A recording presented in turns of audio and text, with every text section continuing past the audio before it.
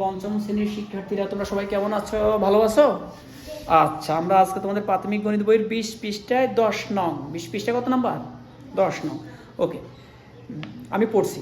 মা এবং পুত্রের বয়সের সমষ্টি 60 বছর। একটু শোনো, মা এবং কে? পুত্র। মা এবং পুত্র দুইজন, তাদের দুইজনের বয়স একসাথে হলো 60 বছর। আচ্ছা, মায়ের বয়স পুত্রের বয়স 3 গুণ। মায়ের বয়স পুত্রের বয়সের কয় গুণ? আচ্ছা, মা বড় বয়সে বড় হবে না পুত্রের বয়সে বড় হবে?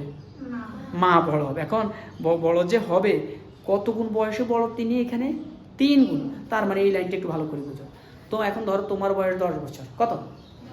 এখন তোমার মা তোমার চেয়ে 3 গুণ বেশি, তাহলে তোমার মায়ের কত হবে? 30। স্বাভাবিক হিসাব। তোমার যা তা দিয়ে আমরা 3 গুণ দিব, গুণ দিলে সেটা হবে মা। এখন তোমার মায়ের, তোমার যদি 10 হয়, তোমার মা হবে 10 গুণ 3, 3 10 30। আচ্ছা, এইগুলো একটা লোক। তারপরে বলছে তাদের প্রত্যেকের বয়স কত? প্রত্যেকের বয়স কত? এখন তোমার যদি 1 হয়, মায়ের হবে 3, তাহলে মোট হবে কত? 4। মোট হবে 4। মোট হবে কত? 4। আচ্ছা, একটা মাছ ধরো, তোমরা 2 জন। এখন ও বলছে আমার কিন্তু 3 ভাগ, আমার কিন্তু 3 ভাগ মাছিটা। তাহলে তুমি কিছু বলো না, তাহলে তুমি কয় ভাগ নিবে? তোমার তো 1 ভাগ। ওর জন কয় ভাগ? 3 ভাগ। তোমার 1 ভাগ। তাহলে তুমি মাছটাকে কয় ভাগ করবা? 4 ভাগ করবা না? কয় ভাগ করবা? 4 ভাগ। এখানেও এই যে যেটা বলছে যে 60 বছর, এই 60 বছরকে আমরা 4 ভাগ করবো। কয় ভাগ করবো? 4 ভাগ। তার আগে আমরা এটা লিখি, আমরা একটু এটা লিখি। মনে করি পুত্রের বয়স, পুত্রের বয়সের 1 গুণ। পুত্রের বয়সের 1 গুণ। তারপরে মায়ের বয়স বা মাতার বয়স, মায়ের বয়স, তোমরা বলো মায়ের বয়স পুত্রের বয়সে কয় গুণ? 3। মায়ের বয়স পুত্রের বয়সে কত গুণ? পুত্রের বয়সের 3। তাহলে মোট বয়স হবে, মোট বয়স 4 গুণ 1।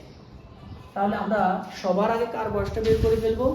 বয়স কার কম হবে? পুত্রের। তাহলে সবার আগে পুত্রের বয়স বের করবো। আমরা এখন সরাসরি লিখতে পারি মা ও পুত্রের বয়সের সমষ্টি কত বছর? দুজনের বয়সের সমষ্টি কত বছর? কত বছর? 60 বছর। সুতরাং পুত্রের বয়স, এখন তোমরাই বলো, দুইজনের বয়স হলো 60। এখন পুত্রের বয়স আমরা এখানে 60কে কত দিয়ে ভাগ দিলে পুত্রের বয়স পাবো? 4। কেন 4 দিয়ে ভাগ করবো? এখানে 60-এর ভিতরে মা নিবে কয় ভাগ? 3 ভাগ। ছেলে নিবে কয় ভাগ? 1 ভাগ। মোট কয় ভাগ করতে হবে? 4 ভাগ। তাহলে 7 ভাগ 4। তাহলে এটা তো আর লাগবে না। 4 15 60, 4 15 15 বছর। 15 বছর। পুত্রের বয়স হলো 15 বছর। তাহলে মায়ের বয়স কত হবে? পুত্রের যা হবে তাকে কত দিয়ে গুণ দিলে মায়ের বয়স পেয়ে যাবে? কত দিয়ে গুণ দিলে? 3 দিয়ে, 3 গুণ বেশি। তাহলে মায়ের বয়স, মায়ের বয়স পুত্রের যা হবে বলছে পুত্রের বয়সে 3 হল, তাহলে 15 গুণ 3, পুত্রের বয়স 15 বছর। তাহলে কি হলো? 3 15 45 বছর। শেষ। আমাদের সমস্যাটি সমাধান হয়ে গেল। এখন দেখো তুমি 45-এর সাথে 15 যোগ করো, 60। তার দুইজনের বয়স একসাথে 60 এখানে। তাহলে আমরা এই কাজটা কি করলাম? ভাগ এবং গুণের মাধ্যমে আমাদের এই সমস্যাটি সমাধান করলাম। ঠিক আছে?